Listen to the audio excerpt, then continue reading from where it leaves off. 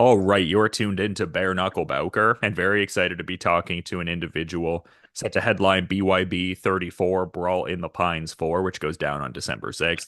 And a very intriguing fight set to go down. We've got some Police Gazette gold on the line, and we've got two prolific heavyweight fighters set to throw down as Gustavo Trujillo steps into the Mighty Trigon against Richie Leak. And great getting to have Richie on Bare Knuckle Bowker today. How are you doing, man? You having a solid day so far?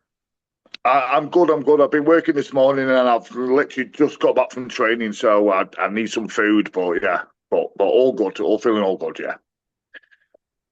Yeah, and I mean, I feel like this is one of the bigger fights that really anyone can get in bare knuckle, certainly in BYB, just considering the profile of Gustavo. Like, how excited were you to, get this opportunity right from the gate? Like, obviously, you're the BKB champion, so it makes a lot of sense the fact that you guys are throwing down, being that he's also the BYB champion. But what were your thoughts when this bout offer initially came your way for this one?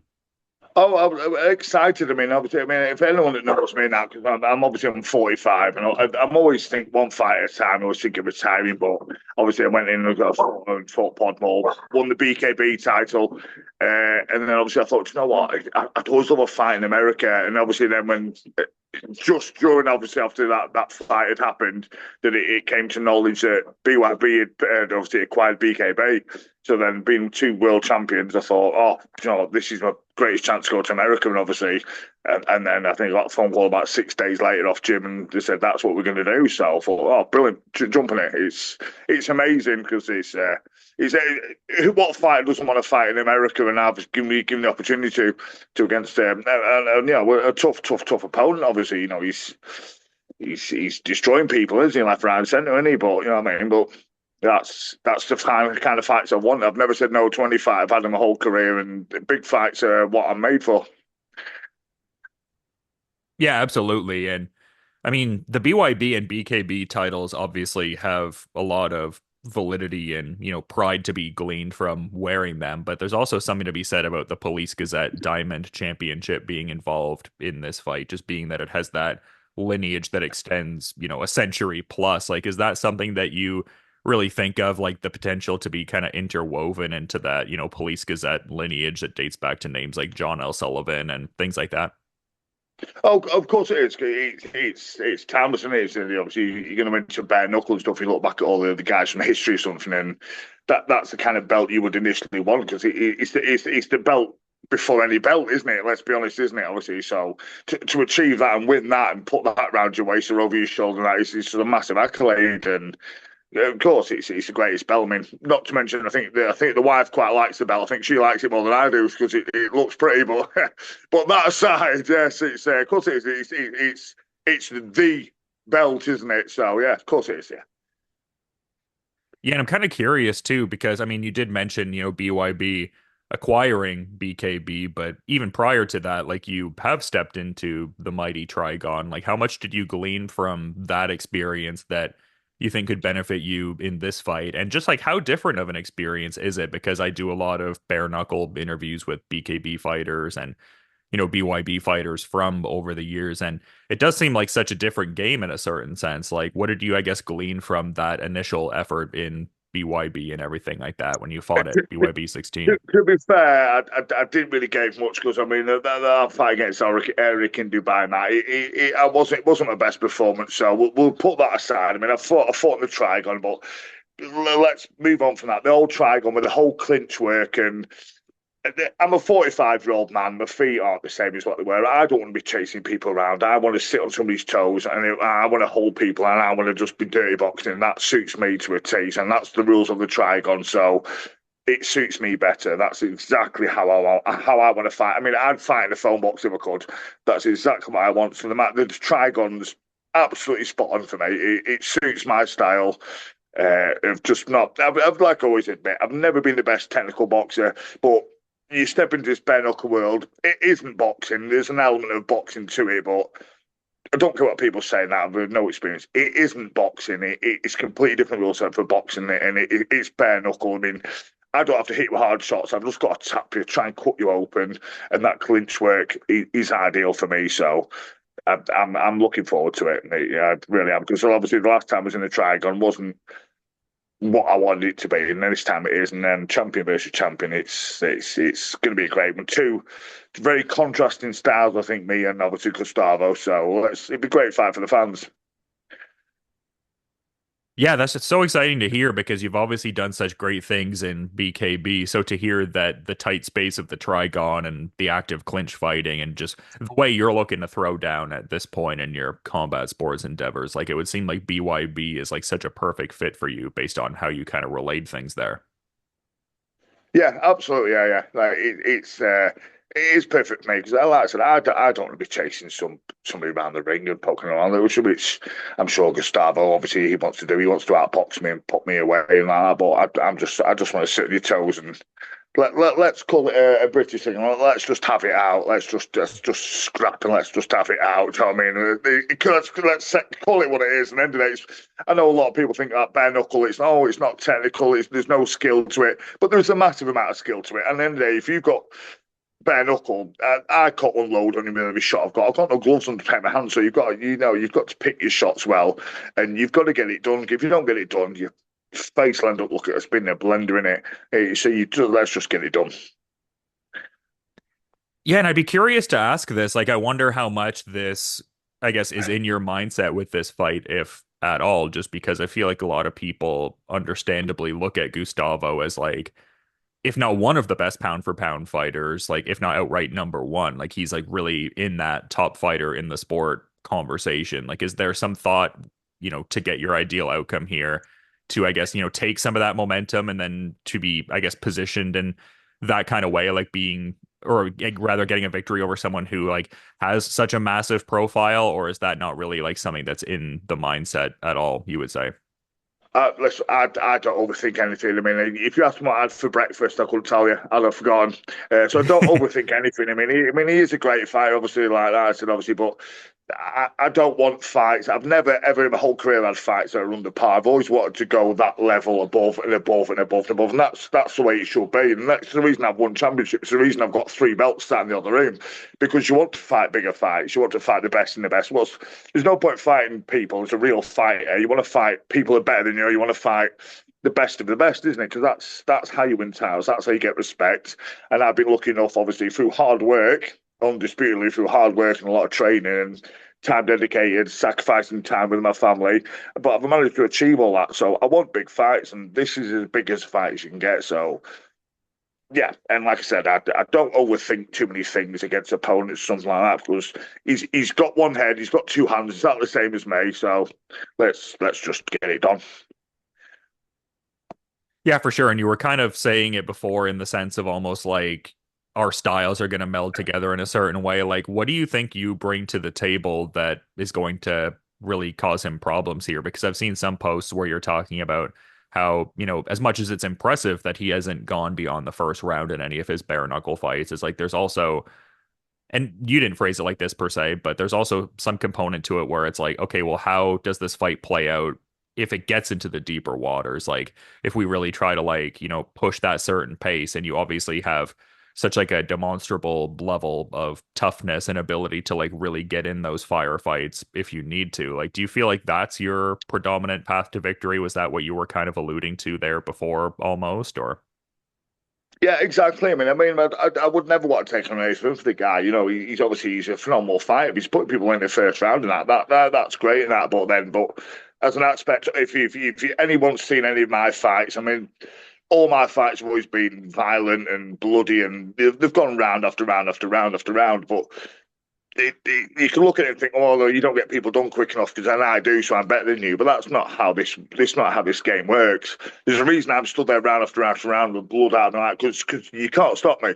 You can hit me with your best big right hands, and you can still see the whites of my eyes. I'll still look at you, and he's going to have to deal with that. I mean, he's going to want to. I'm sure he's going to want to try and put me away in the first round. He's going to give me everything he's got, and I'm going to get everything I've got in the first round. And when the second round comes, if he does, then let's see things. Hang on, I've not been in this war before, and I've been in that war time and time and time again. I've been in the trenches. I've done 4, 5, 6 rounds. I've been there, and I've got that stubbornness to stay in there. And I know he's a good fighter, but you can watch any of my videos or anyone that's viewed any of my fights.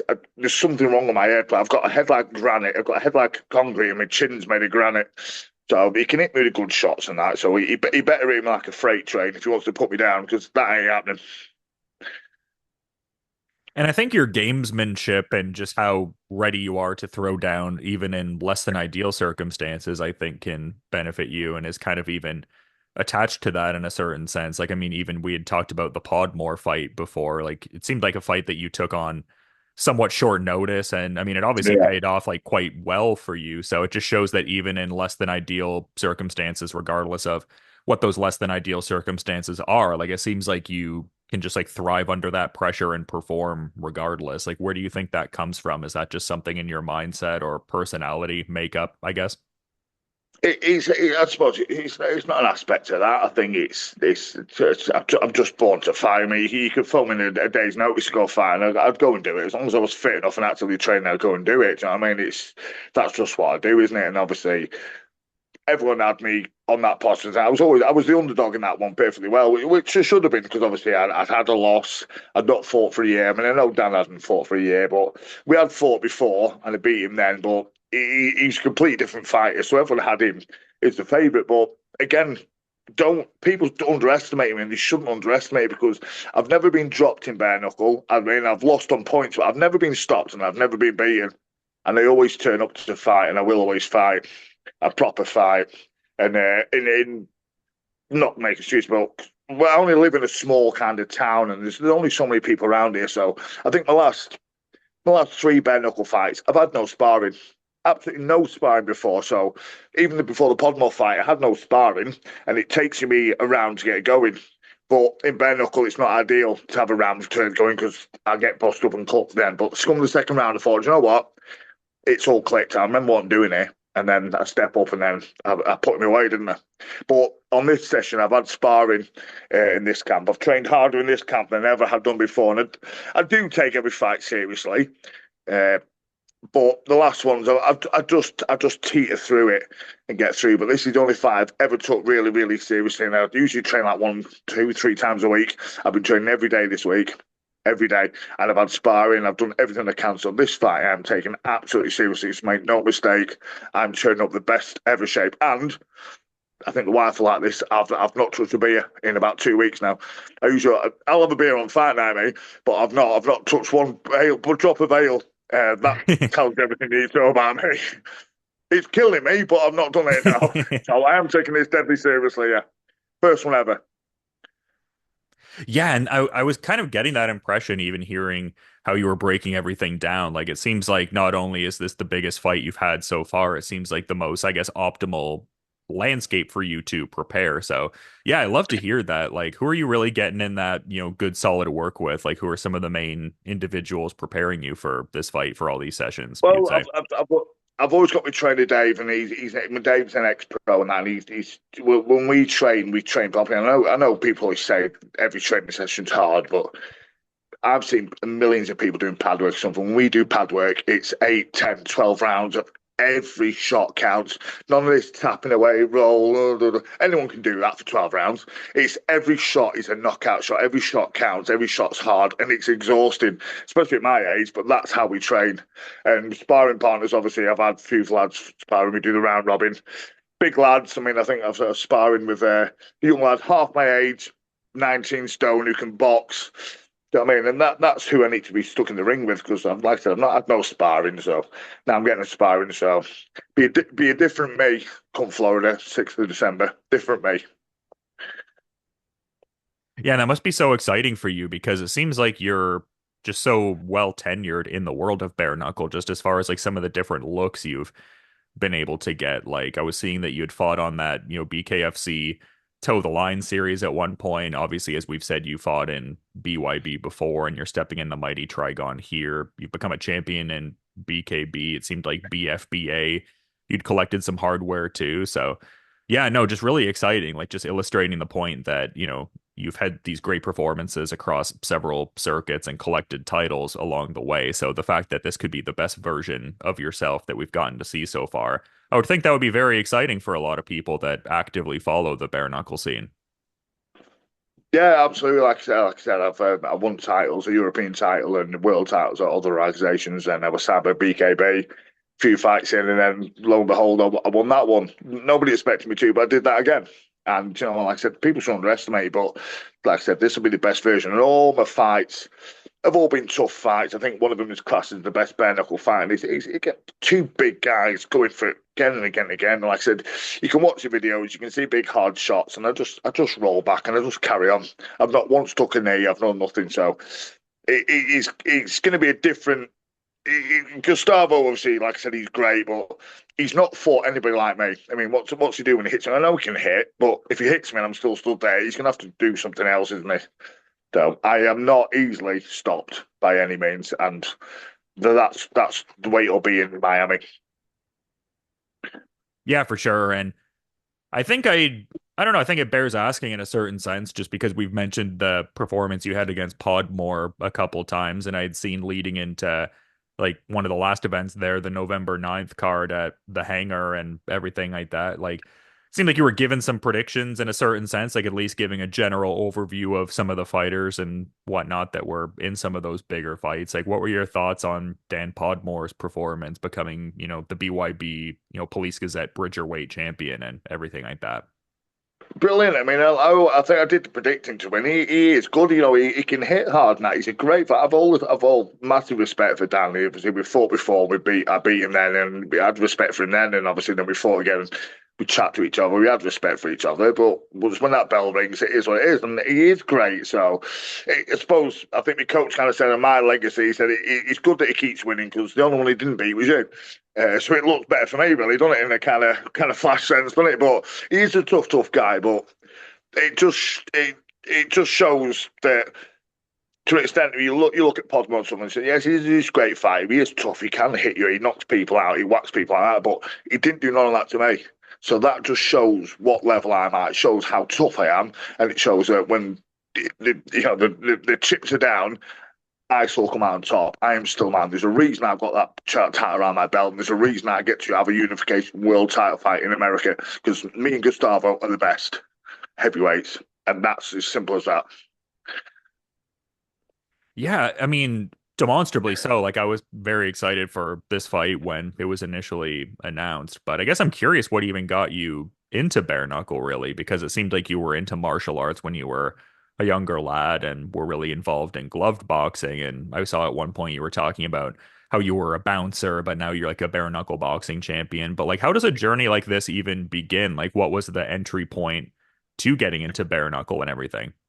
I mean, I've obviously I did the martial arts circuit. We say a lot younger. It was a long time ago. Yeah, I did all. Yeah, then I got into all the obviously the unlicensed boxing, which I know a lot of these bare knuckle fighters have got pro careers or ex UFC fights, but there is quite a few of us who've had unlicensed fights. I mean, Podmore's one that's had a lot of unlicensed fights.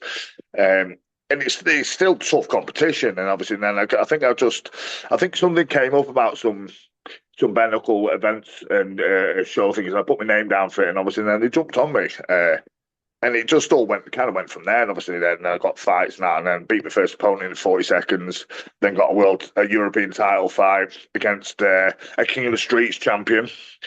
Beat him, and it just went on from there. And I thought, you know what, this bare knuckle suits me because it's not that I slightly get older, but like I keep saying, I was never the best boxer, but bare knuckles not boxing. Do you know what I mean? I think you just have to be generally a tough lad who could take a shot, especially when you've got no gloves on. You got to take a shot and stuff, and it's just suited me, and it just excelled from there. And lo and behold, we're fighting in America for a unification title fight. The tale of the tape tells itself, doesn't it?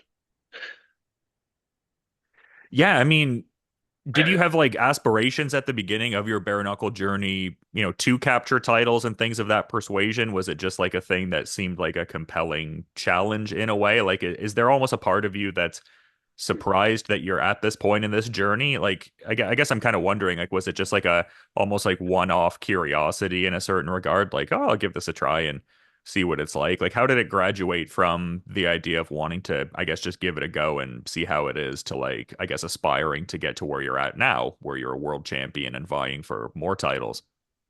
No, no, I think it's just ingrained in me to fight to a certain extent. Like I did all the gloved fights and stuff, and then obviously bare knuckle came on. I thought that's a real, the purest form of fighting, so that suits me better. So no, I wasn't surprised by any of it. I always knew I'd be good. I always knew I could win people. I always knew I could knock people out. I always knew I'd excess best. And if you didn't want to win titles, you wouldn't be doing it, would you? So not in my. I mean, I know a lot of guys do turn up and just get the bits done, but there's no journeyman in bare knuckles, so you want to fight, you wanted to win titles, and all these guys there are all pros, all winning titles, but none of it surprised me, no, because I know I have confidence in myself. People around me have confidence in myself. I think the people behind that don't know me too well don't have that much confidence. Always put me down as an underdog, and do you know what? Every time I keep surprising them because I've got belt after belt after belt in there, all from bare knuckle. So that tells everything, doesn't it? So don't underestimate me.